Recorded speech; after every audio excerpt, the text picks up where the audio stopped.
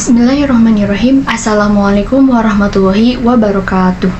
Saya Syifa Nurul Hidayati, NPM 222151151, kelas 2022D, Prodi Pendidikan Matematika, Fakultas Keguruan dan Ilmu Pendidikan, Universitas Siliwangi. Oke, video ini dibuat untuk memenuhi salah satu tugas mata kuliah Filsafat dan Sejarah Matematika dengan dosen pengampu yang terhormat Bapak Dr. Andes Dedi Nurjamil, Magister Pendidikan.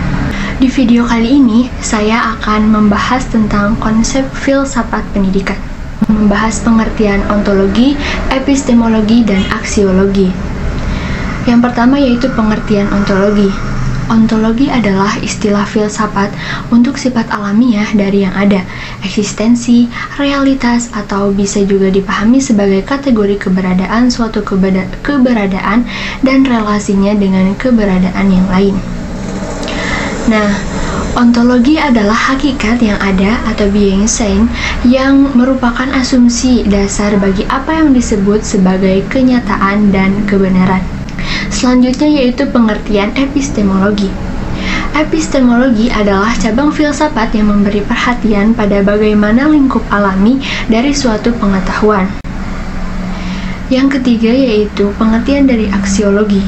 Aksiologi adalah studi filosofis mengenai nilai yang berkaitan dengan etika dan estetika pengetahuan.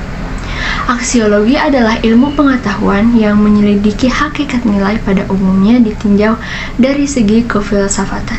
Selanjutnya yaitu ke pengertian filsafat. Istilah filsafat sering dipergunakan secara populer dalam kehidupan sehari-hari, baik secara sadar maupun tidak sadar. Dalam penggunaan populer, filsafat dapat diartikan sebagai suatu pendirian hidup individu dan dapat juga disebut sebagai pandangan masyarakat. Sebelum kita membahas tentang pengertian filsafat pendidikan, kita perlu mengetahui apa itu hakikat pendidikan. Hakikat berarti dasar atau intisari. Hakikat filsafat pendidikan tentu saja dasar dari ilmu ini. Berikut beberapa arti pendidikan.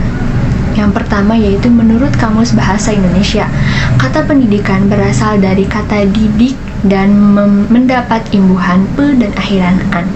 Maka, kata ini mempunyai arti proses atau cara mendidik.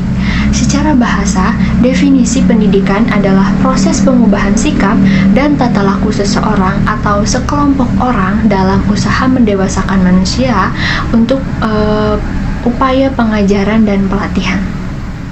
Nah, yang kedua yaitu menurut Undang-Undang Nomor 20 Tahun 2003. Pendidikan adalah usaha sadar dan terencana untuk mewujudkan suasana belajar dan proses pembelajaran agar peserta didik secara aktif mengembangkan potensi dirinya untuk memiliki kekuatan spiritual keagamaan, pengendalian diri, kepribadian, kecerdasan, akhlak mulia, serta keterampilan yang diperlukan dirinya, masyarakat, bangsa, dan negara. Dari pengertian pendidikan tersebut, maka dapat disimpulkan bahwa pendidikan adalah bimbingan atau pertolongan yang diberikan oleh orang dewasa kepada perkembangan anak untuk mencapai kedewasaannya, dengan tujuan agar anak cukup cakap melaksanakan tugas hidupnya sendiri, tidak dengan bantuan orang lain. Pengertian filsafat pendidikan menurut para ahli. John Dewey, filsafat pendidikan merupakan suatu pembentukan kemampuan dasar yang fundamental baik yang menyangkut daya pikir intelektual maupun daya perasaan emosional menuju tabiat manusia. Menurut Thomson, filsafat artinya melihat sesuatu masalah secara total dengan tanpa ada batas atau implikasinya. Ia hanya melihat tujuan, metode, atau alat-alatnya, tapi juga meneliti dengan seksama hal-hal yang dimaksudnya. Yang ketiga yaitu menurut Jalaluddin dan Idi, filsafat pendidikan dapat diartikan sebagai kaidah filosofi dalam pendidikan yang menggambarkan aspek-aspek pelaksanaan filsafat secara umum dan fokus terhadap pelaksanaan prinsip-prinsip dan keyakinan dari filsafat untuk memecahkan masalah-masalah pendidikan secara praktis. Nah, dapat ditarik kesimpulan bahwa filsafat pendidikan adalah teori atau ideologi pendidikan yang muncul dari sifat filsafat seseorang pendidik, dari pengalaman-pengalamannya dalam pendidikan dan kehidupan, dari kajian tentang berbagai ilmu yang berhubungan dengan pendidikan. Dan berdasar itu, pendidik dapat mengetahui sekolah berkembang. Selanjutnya yaitu tujuan filsafat pendidikan. Tujuan filsafat pendidikan dapat ditinjau dari tujuan filsafat dan pendidikan itu sendiri. Filsafat diantaranya memiliki tujuan untuk mengkritisi suatu kepercayaan dan sikap yang telah dijunjung tinggi, mendapatkan gambaran keseluruhan, analisis logis dari bahasa serta penjelasan tentang arti kata dan konsep. Sementara itu, teori pendidikan bertujuan menghasilkan pemikiran tentang kebijakan dan prinsip-prinsip pendidikan yang didasari oleh filsafat, merumuskan metode praktik pendidikan atau proses pendidikan yang menerapkan serangkaian kegiatan berupa implementasi kurikulum dan interaksi antara pendidik dengan peserta didik untuk mencapai tujuan pendidikan. Ada 4 macam tujuan pendidikan yang tingkatan dan luasnya berlainan, yaitu tujuan pendidikan nasional, tujuan institusional, tujuan kurikuler, dan tujuan instruksional. Yang pertama yaitu tujuan pendidikan nasional, yaitu membangun kualitas yang bertakwa kepada Tuhan Yang Maha Esa dengan selalu dapat meningkatkan kebudayaan dengannya. Yang kedua yaitu tujuan institusional, yaitu perumusan secara umum pola perilaku dan pola kemampuan yang harus dimiliki oleh lulusan suatu lembaga pendidikan. Yang ketiga yaitu tujuan kurikuler, yaitu untuk mencapai pola perilaku dan pola kemampuan serta keterampilan yang harus dimiliki oleh lulusan suatu lembaga, yang sebenarnya merupakan tujuan institusional dari bagian pendidikan tersebut. Yang keempat yaitu tujuan instruksional, yaitu rumusan secara terperinci apa saja yang harus dikuasai oleh siswa sesudah melewati kegiatan instruksional yang bersangkutan dengan berhasil. Setelah itu, menurut AMKA 2019, tujuan filsafat pendidikan meliputi yang satu, dengan berpikir filsafat seseorang bisa menjadi manusia lebih mendidik dan membangun diri sendiri.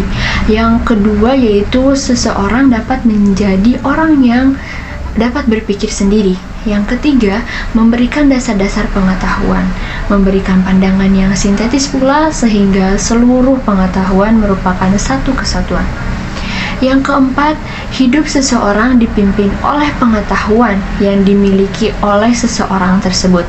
Sebab itu, mengetahui pengetahuan terdasar berarti mengetahui dasar-dasar hidup diri sendiri.